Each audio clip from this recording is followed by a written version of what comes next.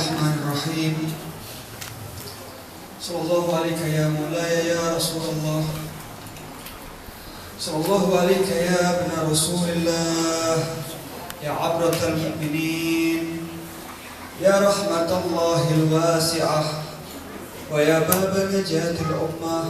Gharib ya mazlum Karbala. Ma khaba sayyidi man tamassaka bikum. Amina man laja'a ilaikum. Ya laytana kunna ma'akum sayyidi fanafuza fawzan azima. Bapak ibu aku lakum jami'an. Assalamualaikum warahmatullahi wabarakatuh.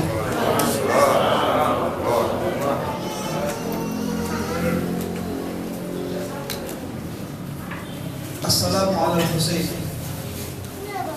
wa ala Ali ibn al-Husayn wa ala awladi al-Husayn wa ala ashabi al-Husayn wa rahmatullahi wa barakatuh.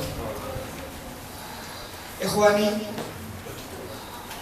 telah kita lalui pertemuan-pertemuan kita. Pertemuan pertama di malam pertama bulan Muharram telah kita bahas dan kita bicarakan tentang al-hur dan sifatnya, yakni kebebasan dan taubat. Di malam kedua, malam kemarin kita telah membahas tentang ashabul Husain dan sifat-sifatnya, yaitu ikhlas dan as-sabat. Nah, pada pertemuan kali ini kita insyaallah akan membahas tentang sebuah pembahasan yang insyaallah muhim, yaitu tentang para wanita-wanita Karbala dan sifat-sifatnya.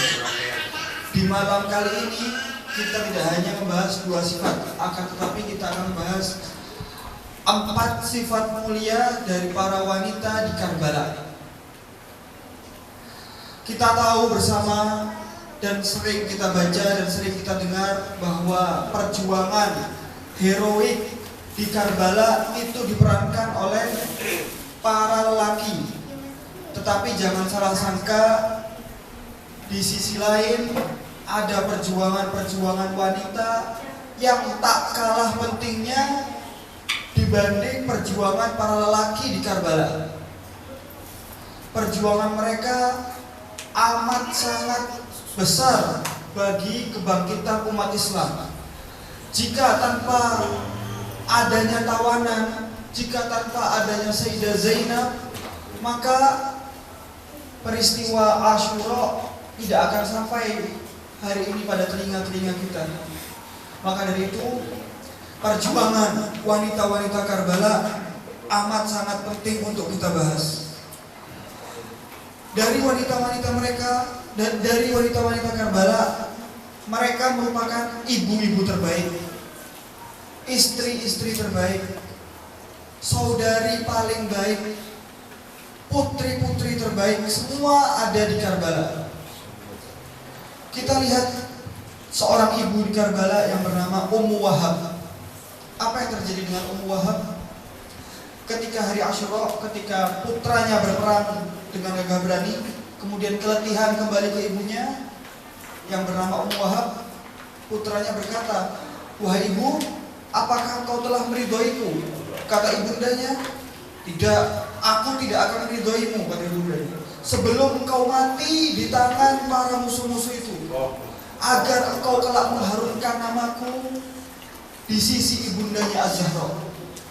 Lihat, ibunda Ummul Wahab mengorbankan putranya sedemikian rupa agar untuk dianggap oleh Sayyidah Fatimah Az-Zahra istri terbaik. Seperti kita contohkan istri Zuhair.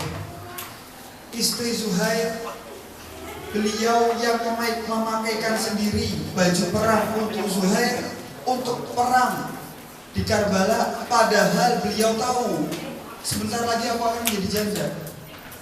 Tapi tetap beliau kenakan pakaian perang untuk Zuhair agar Zuhair bisa syahid, lalu kemudian bisa membanggakan dirinya dan mendapat syafaat Al-Husainnya. Putri-putri Al-Husain kita tahu semua, putri-putri terbaik. Bagaimana Sayyidah Fatimah Alilah yang beliau ditinggal sendiri di Madinah, semua keluarganya pergi menuju Karbala. Beliau tetap menunggu ayahnya datang. Bagaimana kita diceritakan tentang Sayyidah Ruqayyah, putri yang masih umur belia ini, beliau disuguhkan nampan berisi kepala ayahnya. Lalu kemudian beliau terkaget sehingga menyebabkan wafatnya beliau. Sayyidatuna Ruqayyah, saudari-saudari terbaik siapakah? Kita tahu Sayyidatuna Zainabul Kubra. Bagaimana Sayyidah Zainab menghadapi semua musibah ini dengan kesabaran. Bagaimana Sayyidah Zainab menghadapi semuanya dengan keanggunan, dengan kekuatan seorang wanita. Yang mana jika kita bayangkan, boleh kita bayangkan, jika kita seandainya mengadakan acara seperti ini, acara kesedihan Imam Husain seperti ini, coba kita adakan di acara masjidnya orang Salafi contohnya. Apakah berani? Bukan masalah berani tidak, kita orang menjaga ukhuwah. Tetapi antum bayangkan bagaimana Sayyidah Zainab mengadakan azab untuk Imam Husain, mengadakan kesedihan untuk Imam Husain di istana Yazid pembunuhnya. Ini sangat tidak bisa kita nalar sosok seperti apa Sayyidah Zainab sehingga dapat membuat semua menangis di istana pembunuhnya Imam Husain. Ala Nabi wa alihi sholawat. Allahumma sholli ala Muhammad wa ali Muhammad. Allahumma sholli ala Muhammad wa ali Muhammad. Allahumma sholli ala Muhammad wa ali Muhammad.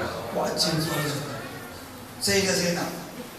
Sayyidah Zainab merupakan kunci utama dari revolusi Imam Husain. Beliau adalah wanita junjungan kita semua, bukan hanya junjungan para wanita. Wanita sebagai junjungan para lelaki dan juga para wanita. Jika kita berbicara wanita di dalam Islam, ada seorang bertanya, "Pak, Islam itu mengedepankan laki daripada wanita." Itu semua salah. Islam sangat amat menghormati wanita. Mereka bertanya, "Lah, Islam itu mengedepankan laki-laki. Dalilnya apa?" Dalilnya ayat Quran. Ayat Quran yang berkata ar-rijalu qawwamuna 'alan nisa. Satu ayat Quran dalilnya yaitu laki-laki itu memimpin para wanita. Tapi kita bilang, Zen, seandainya dalilmu itu satu ayat, kita punya dalil bahwasanya Allah, Islam, Al-Quran menghormati wanita dengan apa? Dengan dibuatkan satu surat langsung, bukan hanya satu ayat. Satu judul surat disebut surat An-Nisa. Tidak ada kita lihat surat Ar-Rijal. Tidak ada. Adanya surat An-Nisa. Ini merupakan bukti bahwasanya Islam menghormati benar-benar wanita. Kedua, masalah syariat. Contohnya, aurat laki jika di mazhab lain adalah dari pusar sampai lutut laki-laki. Jika wanita, auratnya seluruh badan kecuali telapak tangan dan wajah. Ini menunjukkan apa? Seakan-akan menunjukkan bahwasanya Allah Subhanahu wa taala, Islam ini menganggap wanita ini berlian, bukan kerikil. Kerikil itu boleh kalau kita orang buka di tempat lain, tidak masalah. Walaupun ada yang nyuri tidak masalah. Tapi dianggap perempuan ini adalah berlian sehingga harus ditutupi.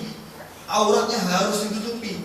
Itu menunjukkan bahwasanya Islam amat sangat menghormati wanita. Maka dari itu, pembahasan kita kali ini adalah tentang wanita-wanita Karbala. Apa yang akan kita bahas? Yang akan kita bahas adalah 4 sifat utama. 4 sifat utama ini bisa didapat dari 4 potensi yang Allah berikan kepada seluruh manusia, tidak pilih-pilih. Apa itu 4 potensi? Potensi pertama disebut dengan syahwat. Syahwat ini ayuhal ikhwah ada di diri setiap manusia dari sejak lahirnya. Sejak lahir, dari bayi baru lahir, yang pertama kali dicari air susu ibunya. Ini menunjukkan dia memiliki syahwat. Artinya syahwat batang, syahwat perut yang dicari memang urusan perut. Itu menunjukkan. Kedua, umur 2-3 tahun mulai tumbuh berkembang potensi kedua di dalam diri manusia, yaitu potensi emosi. Kita lihat anak-anak umur kecil 2-3 tahun ketika dia marah, orang tuanya berkata, siapa anak yang nakal nak? Contohnya, ketika anak itu kesandung batu, siapa anak yang nakal nak? Oh batunya, pukul batunya. Ya kan, untuk apa? Untuk mengajarkan meluapkan emosinya. Anak itu ketika kesandung lagi yang dipukul batunya, walaupun dia belum sadar, batu tidak terasa waktu dipukul. Mulai menumbuhkan emosinya, mulai menunjukkan mengembangkan emosinya. Bertambahnya umur, ada potensi ketiga namanya perasaan. Nah, perasaan ini kadang anak-anak yang sudah mumayyiz itu mulai kasihan ya bah, enggak tega. Ini mulai muncul perasaannya, sebelumnya ada itu. Mulai muncul nih perasaannya nih. Potensi yang namanya perasaan. Dan yang keempat, semakin bertambahnya umur semakin sempurnanya. Potensi yang keempat yang terakhir yaitu akal. Nah, semakin tua orang semakin matang pemikirannya, semakin tahu, oh ini salah, ini benar. Kalau saya berbuat begini akan begitu, kalau saya begitu akan begini. Nah, ini sudah mulai tumbuh. Di antara 4 potensi ini, semuanya ada dalam diri manusia, tidak pilih-pilih. Kita harus luruskan. Kenapa? Jika kita tidak luruskan setiap potensinya, akan berlebih atau kekurangan itu akan menjadi buruk semuanya. Jadi gampangannya di setiap potensi itu harus kita luruskan, bagaimana harus tetap lurus sehingga tidak kelebihan, tidak kekurangan. Agar gampang Al-Fakir kasih ke contoh. Syahwat itu seperti ingin makan dan ingin minum, tidur dan lain-lain, itu syahwat. Ketika dibuat lurus, maka memiliki sifat yang mulia yang namanya al-iffah. Iffah ini penjagaan. Ada namanya sifat iffah, menjaga. Dia ketika punya iffah ini, ketika dia lurus, dia tidak makan seenaknya, makan tunggu lapar, atau tidur baru tunggu ngantuk. Tidak setiap ada waktu kosong dia tidur lah, atau setiap ada waktu kosong dia makan. Tidak. Ini adalah syahwatnya tidak lurus. Kalau syahwatnya lurus, dia akan menumbuhkan namanya iffah. Kalau syahwatnya berlebih, apa yang terjadi?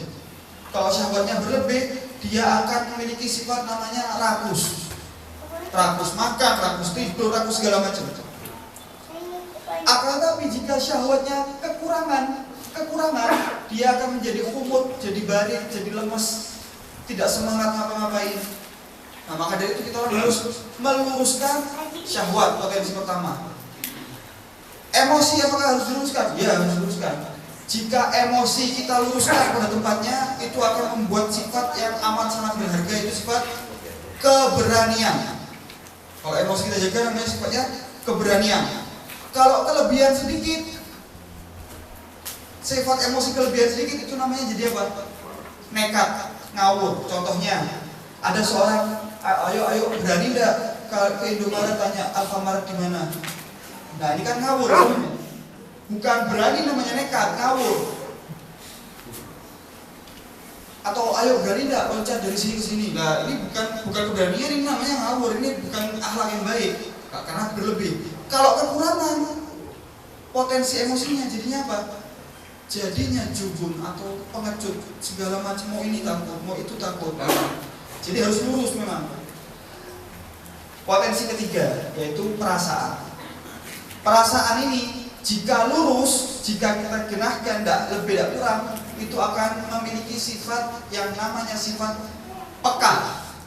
Nah, peka pada suatu, peka pada lingkungan, peka pada orang-orang sekitar. Tapi jika lebih perasaannya, jadinya apa? Kalau bahasa kekiniannya namanya baper. Begini kan sedikit tersinggung, nanti begini kan sedikit tersinggung, baperan. Tapi kalau kurang-kurang, apa yang terjadi? cuek dia, cuek, tidak urusan mau diomongin orang, mau apa, dia cuek. Ini juga tidak bagus. Artinya kita orang harus luruskan potensi-potensi yang ada pada kita. Dan terakhir akal.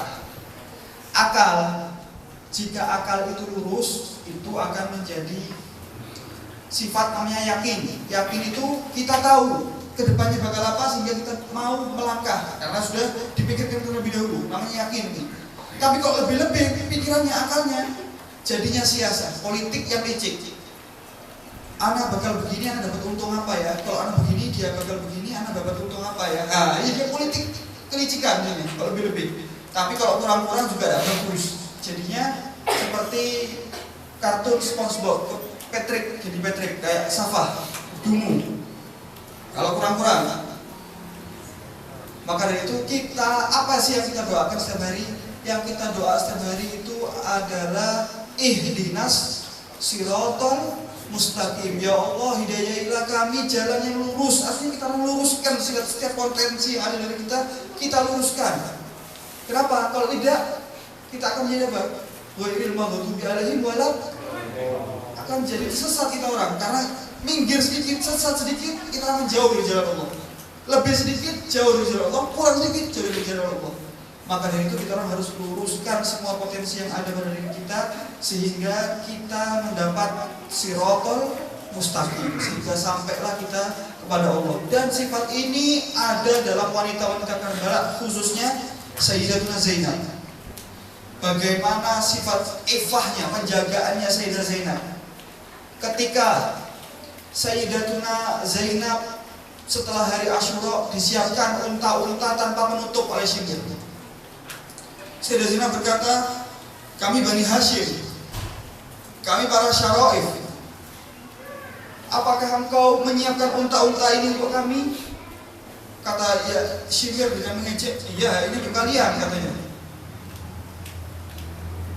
Lalu Sayyidah Zainab berkata, ayu musibatin hadhi, musibah apa ini? Wahai Syimir, aku tidak terbiasa tanpa kafil, katanya. Aku tidak terbiasa tanpa ada orang yang membantuku. Biasanya Abbas lah yang membantuku menjadi kafilku. Sekarang Abbas telah tiada.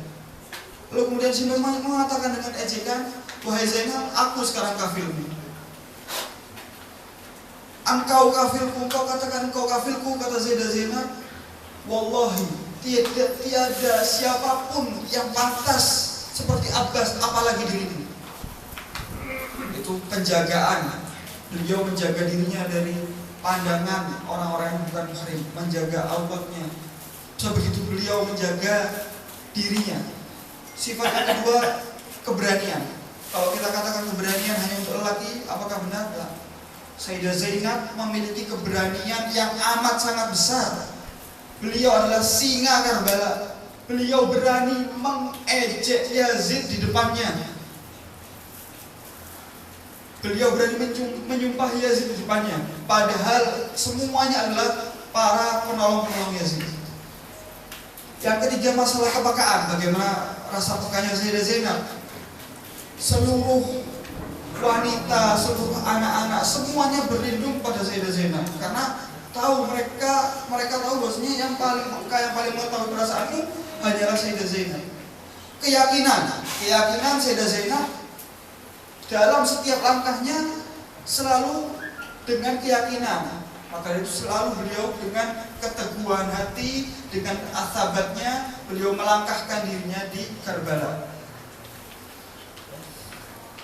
Nah, dan subhanallah, jika kita pikirkan, Allah Subhanahu wa Ta'ala ini membagi adil di antara empat tadi.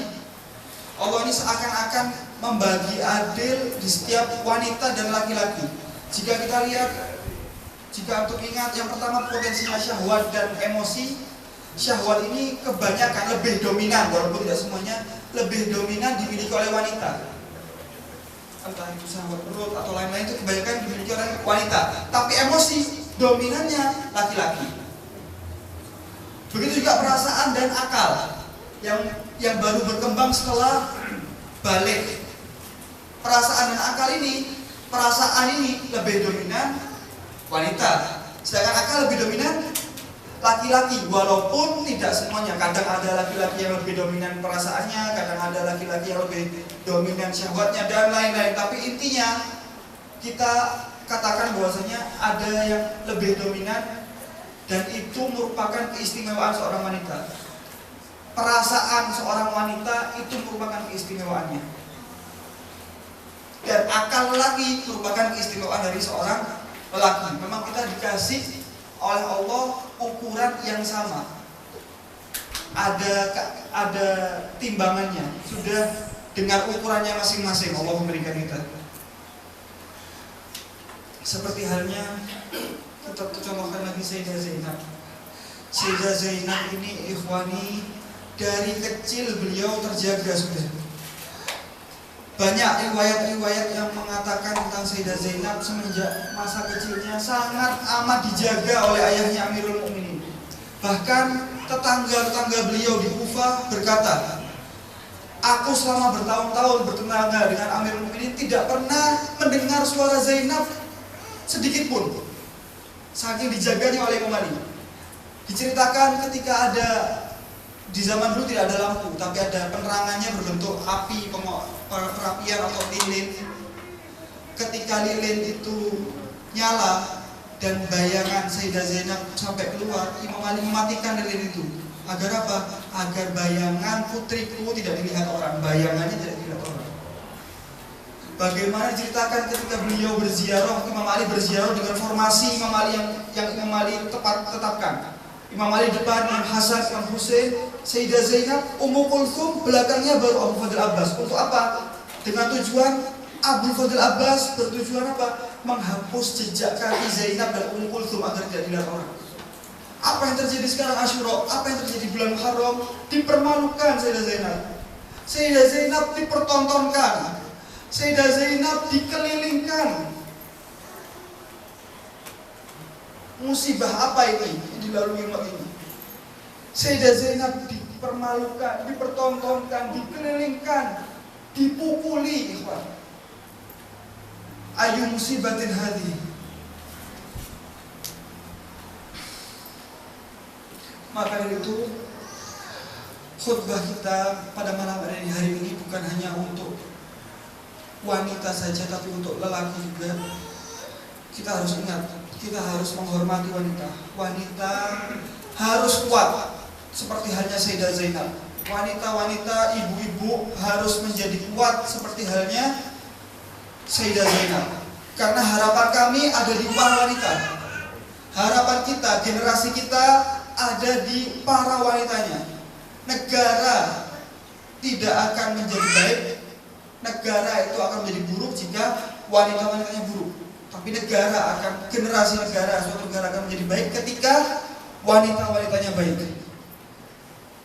Dari kisah Asyura kita mengetahui bahwasanya ketika imam menyerukan sesuatu untuk jihad, maka wajib bagi kita semua untuk menanggapi panggilan imam. Lelaki dengan jihadnya, perempuan dengan, apakah perempuan tidak menanggapi panggilan imam? Lah, wanita juga wajib. Dari kisah Asyura ini kita tahu wanita juga wajib menanggapi panggilan seruan jihad imam. Jika para laki dengan kekuatan kita, dengan contohnya perang atau dengan apa, wanita dengan apa jihadnya? Jihad yang sangat mungkin dilakukan oleh ibu-ibu, oleh wanita, yaitu yang sangat mungkin jika kita laki ya, jika kita laki jihadnya itu mungkin berperang atau berpikir atau menulis. Wanita, ibu-ibu, jika antuna ingin jihad untuk menegakkan agama Allah, tidak perlu dengan berperang, tidak perlu dengan berjihad dengan berdarah-darah. Jihadnya antuna, wahai para ibu-ibu, jadilah antuna pencetak generasi-generasi terbaik para penolong Imam Mahdi. Karena dengan wanita kita bisa mencetak generasi-generasi terbaik penolong imam zaman kita. Harapan kami generasi kini adalah pada ibu-ibu sekarang. Seorang ulama pernah berkata, menjaga rahim, menjaga kelahiran itu kapan waktunya? bukan waktu dia hamil. 20 tahun sebelum anak itu lahir sudah harus dijaga rahimnya. Artinya apa? Harus memperbaiki diri, harus menjaga diri. Kenapa? Kita harus mempersiapkan, seorang wanita harus mempersiapkan rahimnya ini pantas untuk ditempati para penolong-penolong Imam Mahdi. Harus kita memantaskan diri dengan berbuat baik, dengan meninggalkan segala keburukan, menghiasi diri dengan segala kebaikan, agar rahim-rahim ibu-ibu sekarang menjadi pantas untuk para penolong imam zaman. Ajallallahu ta'ala farajahu syarif. Karena pernah dikatakan madrasatul ula li auladiha. Ibu adalah madrasah pertama untuk putra-putranya. Jadi putra-putranya ini, kita ini didikannya pertama, didikannya pasti didikan madrasah ibu. Tidak mungkin kita dididik oleh anak didikan Irak kemudian. Kita orang didikan ibu, semuanya kita orang ada madrasatul ula li auladiha. Wanita ini amat sangat mulia dalam Islam. Dalam Islam ini wanita ini bagaimanakan? Wanita ketika kecil, ketika dia masih anak-anak, menjadi pelipur lara bagi ayahnya. Ketika dia jadi istri, dia jadi penyempurna agama suaminya. Ketika wanita sudah menjadi ibu, surga di bawah telapak kakinya. Kurang apa jadi wanita? Sangat amat mulia. Allah memuliakan wanita ini sangat amat besar.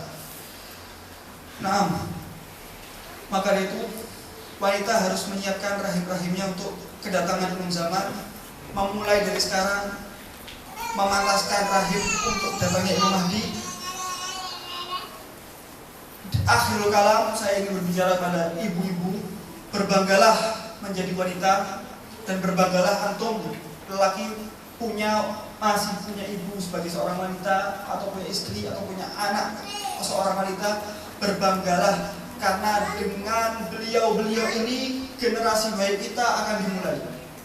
Perubahan dimulai dari ibu-ibunya, dari rahim-rahimnya. Dengan mereka menjaga rahim, semua insya Allah akan khair. Seperti halnya Abul Fadl Abbas. Jadi Abul Fadl Abbas mengapa? Karena Ummul Banin menjaga rahimnya. Dan begitu banyak contoh-contoh lainnya. Nah, hanya ini yang Al-Fakir sampaikan. Sekarang berhubung pembahasannya adalah wanita Karbala, Al-Fakir ingin menceritakan tentang seorang wanita yang baru beranjak muda, akan tetapi tidak diajak ayahnya menuju Karbala. Beliau adalah Sayyidah Fatimah Alilah. Cerita ini tidak tahu Al-Fakir ketika berbicara tentang Sayyidah Fatimah Alilah tidak ada rasa sakit, tidak ada rasa pukulan, tidak ada rasa hentakan, tapi rasa sakitnya ini lebih dalam, rasa sakit hati.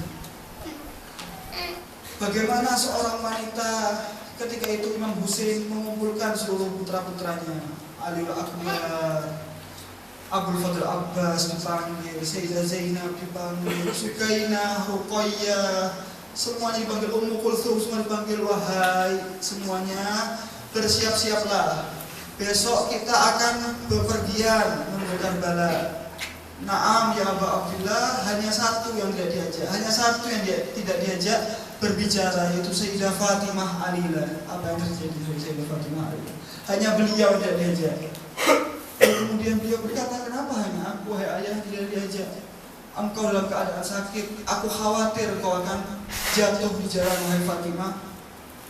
Kemudian Fatimah kembali menuju kamarnya, melihat adik-adiknya menyiapkan pakaian, putra-putra Al-Husain menyiapkan pakaian, Qasim menyiapkan pakaian. Beliau sedih, kenapa hanya aku yang diajak? Beliau menuju kamar Imam Husain. Menuju kamar Imam Husain, sampai depan kamar, rasa malu mengalahkan beliau. Beliau berkata, tidak mungkin aku melawan perkataan ayahku. Aku kembali. Kembalilah dia ke kamarnya, berlari menuju kamarnya. Sampai di kamarnya beliau menangis lagi melihat Ya Allah, Ruqayyah sudah siap-siap. Selama ini aku yang mengurusnya. Kembali lagi memberanikan diri ingin meminta izin agar diajak ke Karbala. Sampai di depan kamar Imam Husain, beliau mundur kembali.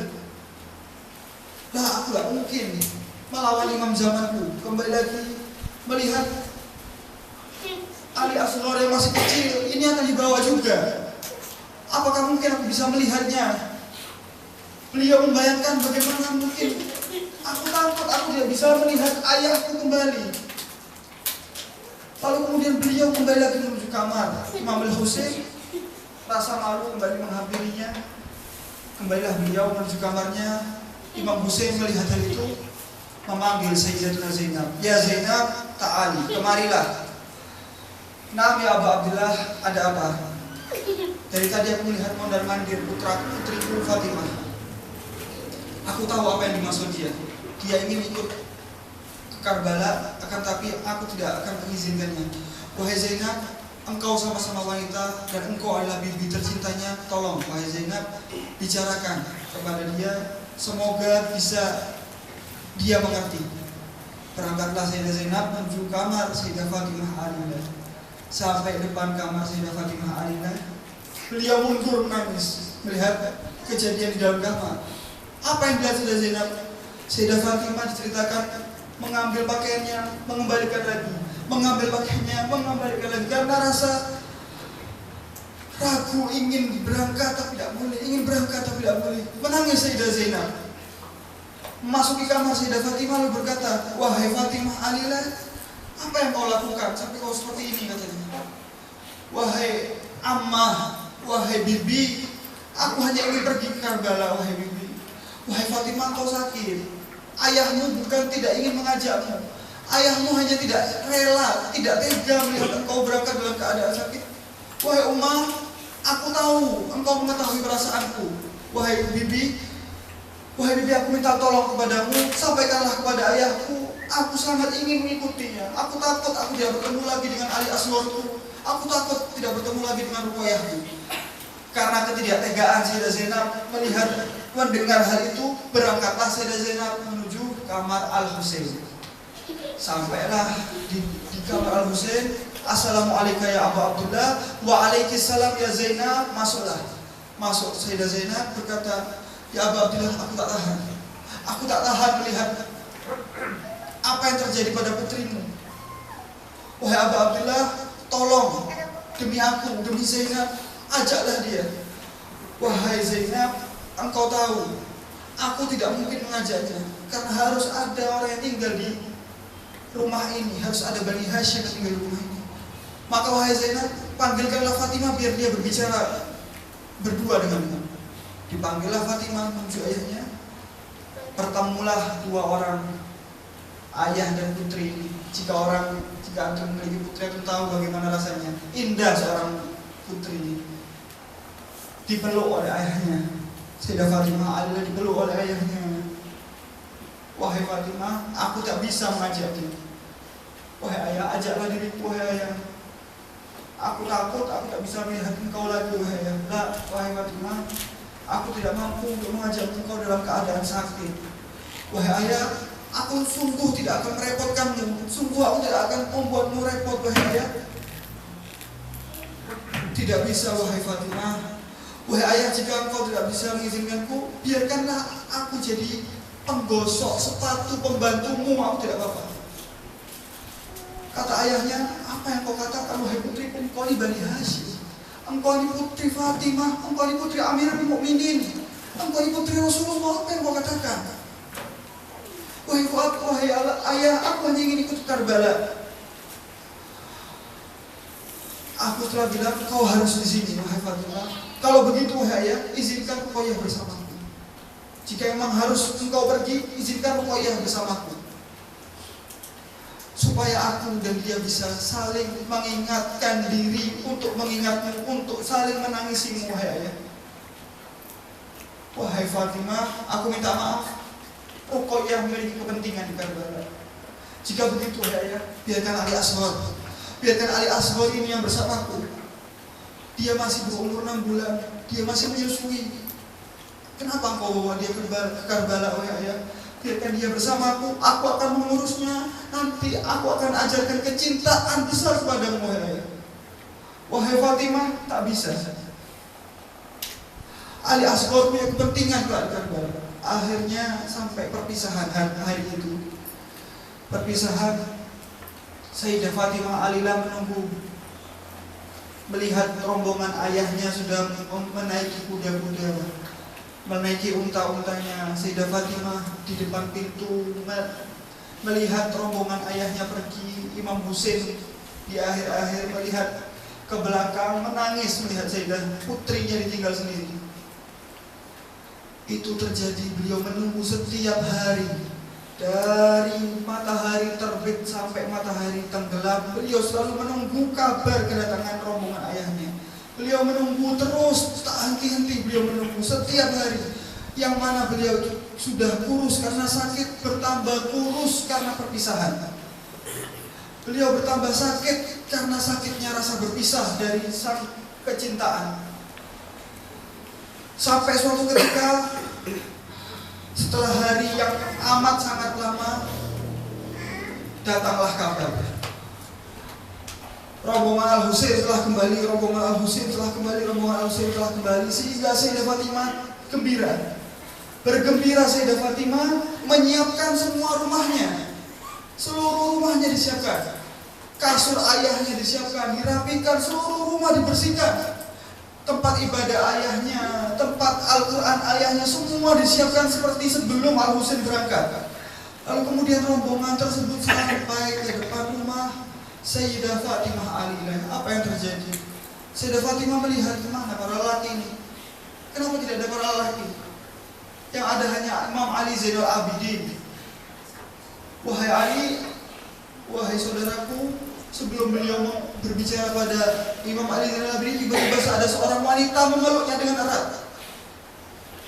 Beliau terkaget. Wahai Ali, ya saudaraku Imam Ali Zainal Abidin, siapakah wanita asing ini? Kenapa dia memelukku begitu eratnya? Lalu wanita tersebut yang memeluk Sayyidah Fatimah menangis. Engkau tidak mengenaliku, engkau tidak mengenaliku wahai Fatimah. Siapakah engkau? Kata Sayyidah Fatimah, aku adalah bibimu Zainab. Engkau tidak mengenaliku sudah. Aku adalah bibimu Zainab. Aku berubah, wajahku berubah, karena mereka ketika dalam perjalanan mendirikan tenda, sedangkan kami putri-putri Al-Husain dibiarkan tanpa perlindungan. Wajah-wajah kami terbakar. Hakmu kau tidak mengenaliku. Menangislah kedua orang ini sampai berkata, wahai Imam Ali Zainal Abidin, mana ayahku? Kemana Abbasku, pamanku? Kemana Ali Akbarku? Kemana Qasimku? Mana Ali Asgharku? Semuanya telah tiada, semuanya telah syahid. Innalillahi wa inna ilaihi raji'un. Sebelumnya, marilah kita duduk bersama meratapi Ali Asghar, karena hari ini merupakan harinya Ali Asghar. Ala Nabi wa alihi salawat. Assalamualaikum ya Aba Abdullah. Assalamualaikum ya ibn Rasulillah. Ya Aba Abdullah, kami duduk di sini ya Aba Abdullah untuk mengingat musibah putra terkecilmu, putramu yang masih menyusui ya Aba Abdullah, yang tanpa dosa dipanah. Wahai Aba Abdullah, lihatlah kami, ya Imam Al-Hujjah, lihatlah kami. Ketika itu, di hari Asyura, ketika seluruh sahabat-sahabat Al-Husain telah wafat, ketika satu persatu keluarga Al-Husain telah syahid, sampailah kita kepada cerita Aliul Asghar.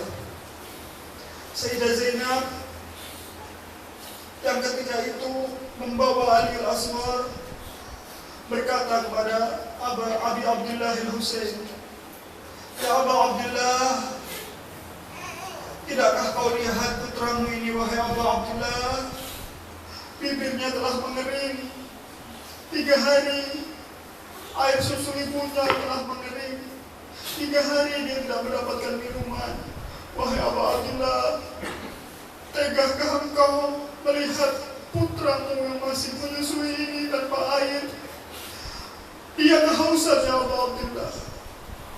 Mungkin jika engkau keluar membawanya ya Aba Abdillah, mungkin ada salah satu orang yang masih memiliki hati di antara mereka yang akan membawakan air untuk Ali Aswad. Maka bawalah putra ini ya Aba Abdillah.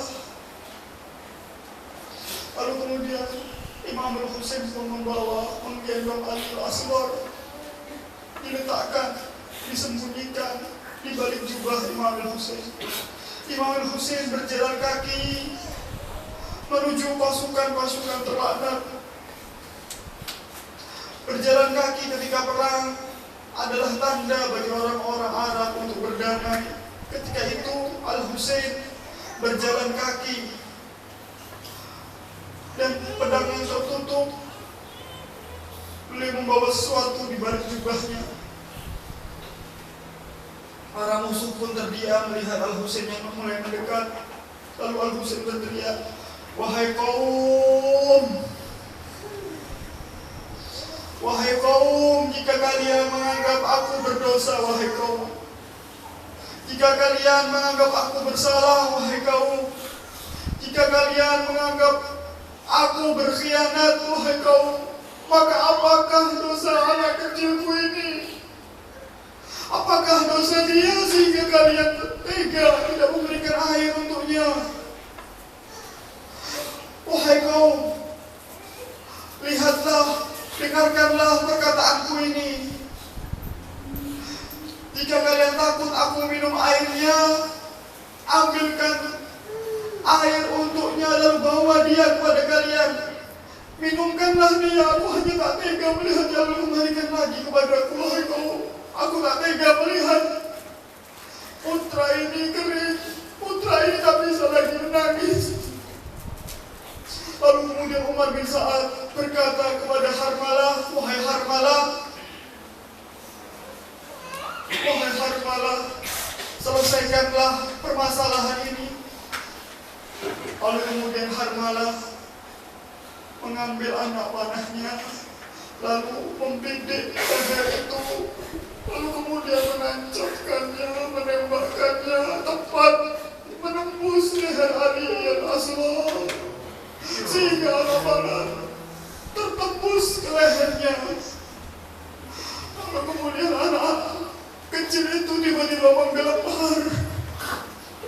menggelepar seakan-akan ikan. Seluruh darahnya ditampung oleh Imam Al-Husain, dilemparkan ke atas langit dan tak kembali. Lalu Imam Al-Husain berkata, "Ya Rabb, ya Allah, jika ini membuatmu ridha ya Allah, maka ambillah ya Allah. Maka ambillah ya Allah." Setelah Ali Al-Aswad pun tiada, Al-Husain pun sekarang sendirian. Beliau berteriak, "Hal min nasirin yansuruni, hal min mu'inin yu'inuni." Tidak ada yang menyambut panggilannya. Al-Husain mulai terkepung. Panah-panah mulai menancap di tubuh Al-Husain. Al-Husain pun terjatuh. Lalu kemudian kejadian itu telah terjadi. Syibir mendorong leher Al-Husain dengan pelan-pelan. Inna lillahi wa inna ilaihi raji'un. Setelah itu Sayyidah Zainab melihat hal itu. Masuklah ke hari ketika Sayyidah Zainab dan putri-putri Nabi akan menjadi tawanan. Beliau mengucapkan salam perpisahan kepada Al-Husain. Selamat jalan, selamat jalan.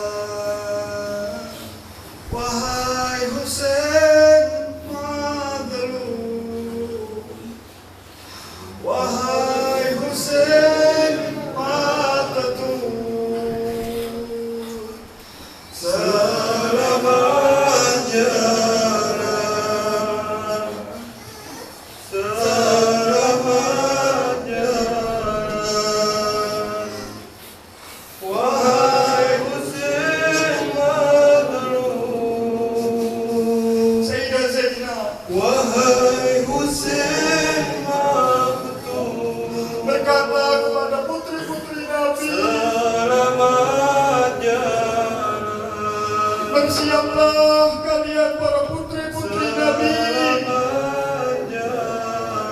Bersiaplah kalian wahai para wanita-wanita Ali. Kemah kita tak layak lagi.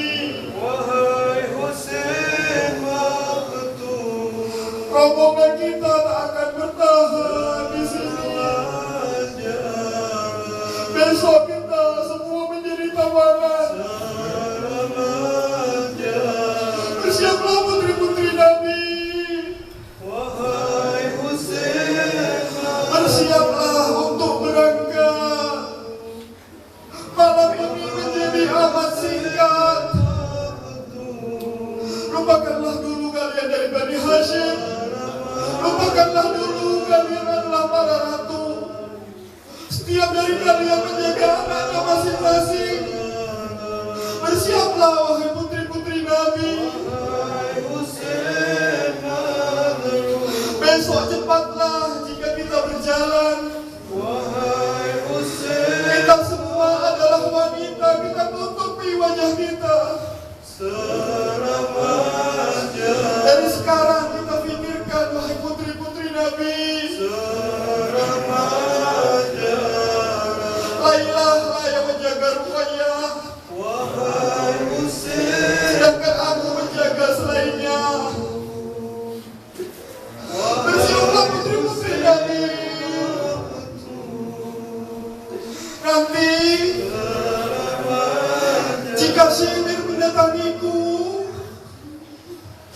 jangan ada dari kalian mendekatiku. Biarkan pukulannya hanya tertuju padaku. Biarkan pukulannya hanya tertuju padaku. Mungkin bisa saja dia memotong kedua tanganku. Bersiaplah putri-putri Nabi. Tidak ada waktu lagi. Besok kita berjalan kaki. Besok kita akan tertutupi awan hitam. Karena asap dari kemah kita yang terbakar. Besok kita tutupi wajah kita dengan darah. Agar musuh tak mengenali wajah-wajah kita.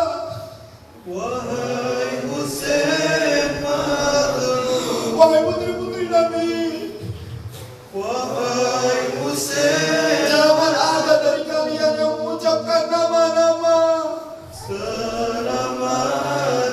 Nanti musuh akan mengejek-ngejeknya. Mereka akan mengetahui kelemahan kita. Besok, wahai putri-putri Nabi, besok kita tinggalkan para jasad suci.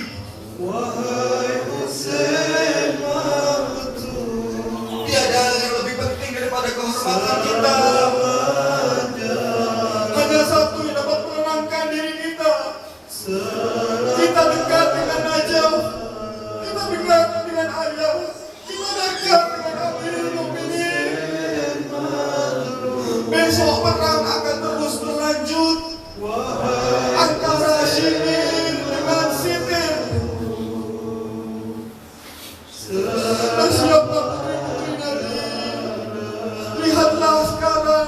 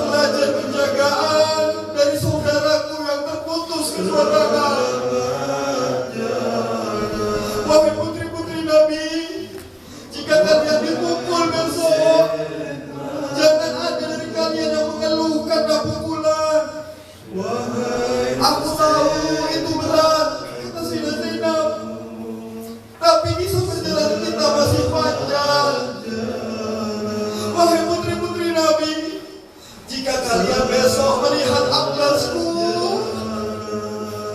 Janganlah kalian perhatikan tangannya Abbasku. Kenapa wahai Husain? Karena wahai putri-putri Nabi itu belum seberapa berat. Nanti ketika kita berjalan, ketika kita melihat kakakku Al-Husain, leher dan jasadnya tak lagi menyatu. Wahai Husain, selamat jalan, selamat jalan. Innalillahi wa inna ilaihi raji'un. Wala haula wala quwwata illa billahil aliyyil azim. Allahumma bihaqqi nisa'i Karbala, Allahumma bihaqqihinna ya Allah, Allahumma bihaqqi Fatimah al-Ma'sumah, Allahumma bihaqqi Fatimah al-Aliyah, Allahumma bihaqqi Fatimah bintil Asad, Allahumma bihaqqi Fatimah ummil banin, Allahumma bihaqqi Fatimah az-Zahra, Allahumma bihaqqi Fawatimul Khamsah, Allahumma bihaqqi Fawatimul Khamsah, Allahumma bihaqqi Fawatimul Khamsah ya Allah, ikfi hawaijana ya Allah, ishfi mardana ya Allah, yassir umurana ya Allah, wala tu'assirna ya Allah. Permudah kami ya Allah, urusan-urusan kami permudahlah ya Allah. Angkatlah bala dan wabak dari bumi tercinta kita ini ya Allah. Haqqi Muhammad wa ali Muhammad, Allahumma kfina syarrul ashrar, kaidal fujjar, tawariqal laili wan nahar, bi Muhammadin wa alihi al-athhar. Ala hadhihi niyyah wa kullu niyatin salihah. Al-Fatihah wa qablaha salawat. Allahumma salli ala Muhammad wa ali Muhammad. Allahumma salli ala Muhammad wa ali Muhammad. Allahumma salli ala Muhammad wa ali Muhammad. Besarlah kau hai anak-anakku, besarlah kau bela Al-Husain, ibu kan terus mengingatkannya. Besarlah besar bela Al-Husain, besarlah besar bela Al-Husain.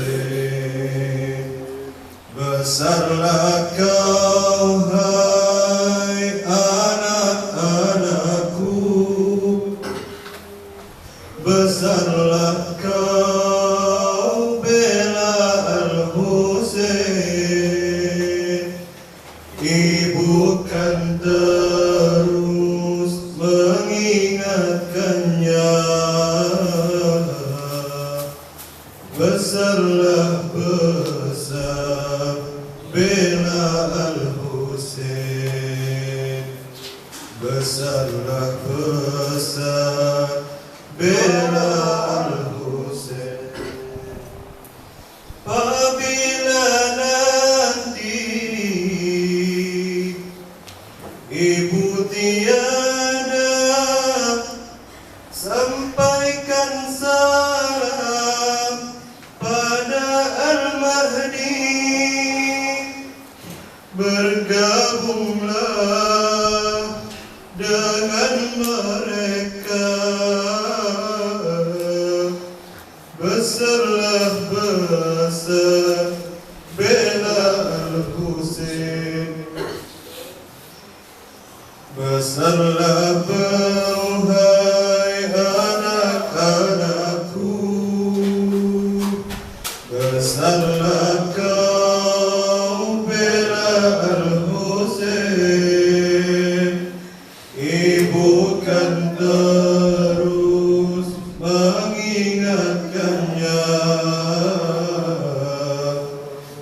besarlah besar bela Husain, besarlah besar bela Husain. Surga terlihat di mata ibu, Husain warisan yang paling tinggi. Jangan kau lepas tali Allah ini, besarlah besar bela Husain, besarlah kau hai anak-anakku, besarlah kau bela Husain. Ibu kan terus mengingatkannya,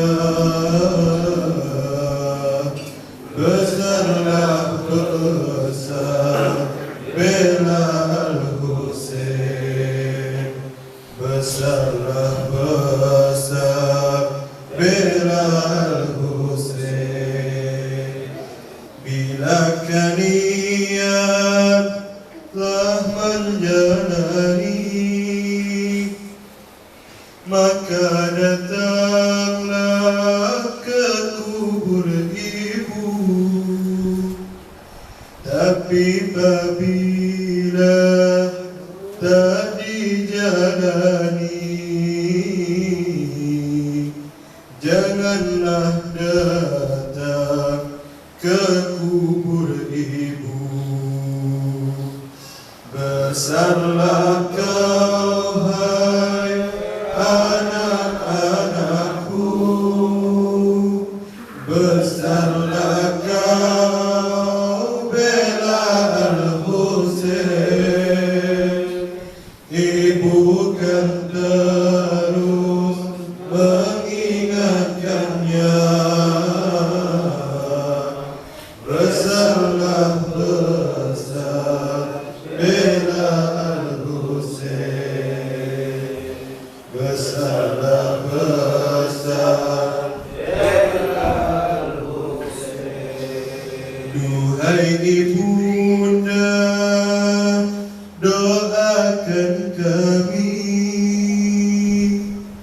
untuk membela putra Nabi kami.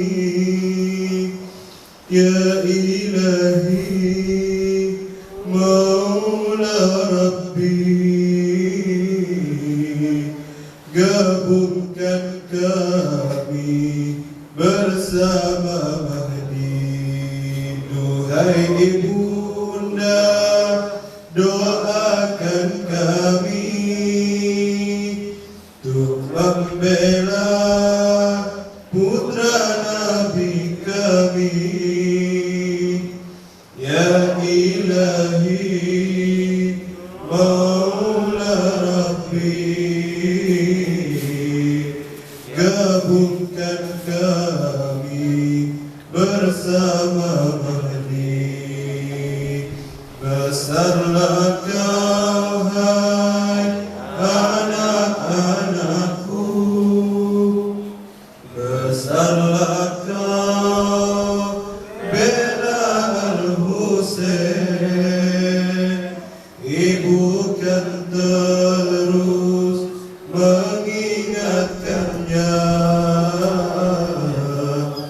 besarlah besar bela Husain, besarlah besar bela Husain.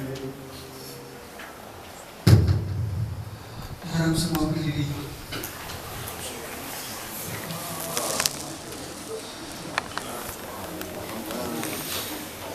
Ala Nabi wa alaihi wasallam. Yang memiliki putra-putri balita, tafadhol diangkat. Kita akan mengikrarkan anak-anak kita kepada sahibuz zaman al-Mahdi.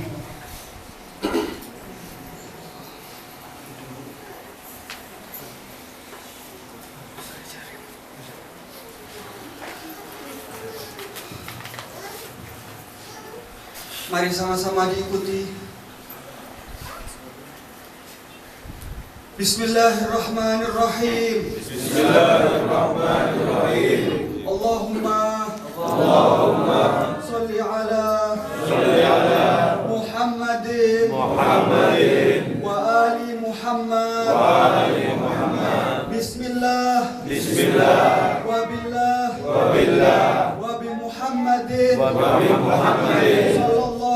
sallallahu alaihi wa alihi wasallam wa bi Ali ibn Abi Talib wa bi Fatimah wa bil Hasan ibn Ali wa bil Husain ibn Ali wa bi Ali ibn al-Husain wa bi Muhammad ibn Ali wa bi Ja'far ibn Muhammad wa bi Musa ibn Ja'far wa bi Ali ibn Musa wa bi Muhammad ibn Ali wa bi Ali ibn Muhammad wa bil Hasan ibn Ali wa bil Hujjah al-Imam al-Mahdi al-Muntazar alaihimussalam. Ya sahib az-zaman, aku menazarkan putra-putriku untuk ku persembahkan menjadi penolong dalam kebangkitanmu dan pengikut setiamu, maka jaga dan pilihlah ia untuk kesegeraan dalam kemunculanmu. Kita ulang sekali lagi. Ya sahibaz zaman, aku menazarkan putra-putriku untuk ku persembahkan menjadi penolong dalam kebangkitanmu dan pengikut setiamu, maka jaga dan pilihlah ia untuk kesegeraan dalam kemunculanmu. Ala Nabi wa alihi salawat. Allahumma salli ala Muhammad wa ali Muhammad.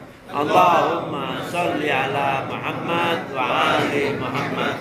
Allahumma salli ala Muhammad wa ali Muhammad. Hussein, Hussein, Hussein, Hussein, Hussein, Hussein, Hussein. Bersama-sama. Hussein, Hussein, Hussein, Hussein, Hussein, Hussein, Hussein.